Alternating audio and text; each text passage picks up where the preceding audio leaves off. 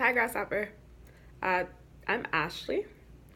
and what I'd like to talk about today is something that I struggled with in my path to my current career.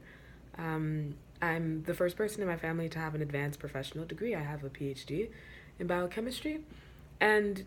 for me, that meant that, this was a road far less traveled by anyone that was very close to me, and I didn't quite understand what my career options were, what the actual process was for getting a PhD, um, you know, who to talk to when I really needed help, either academically or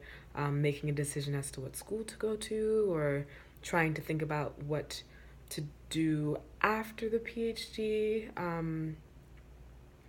And so, the one way that I think really helped me to overcome that was finding a network of people who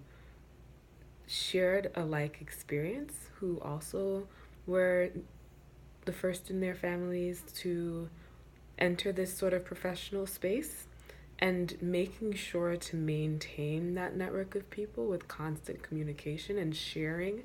any sort of advice that we'd get from our mentors, from conferences, from informal interactions with other students. And it felt just like a safer space to have some conversations that sometimes you feel a little bit embarrassed about, right? I found that a lot of my classmates in my PhD class had parents who had PhDs. They truly understood the process of doing experiments and writing a dissertation and thinking in the analytical way that was necessary in order to get through the program. And, it's something I really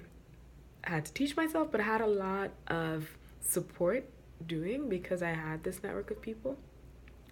The second thing was being more open to, uh, you know, informal connections with people who are a little different from me, who have the background, who had parents who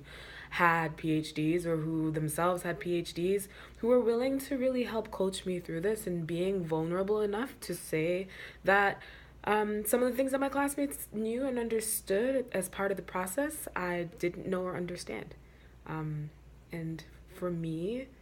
that vulnerability mixed with having that support group really made a huge difference.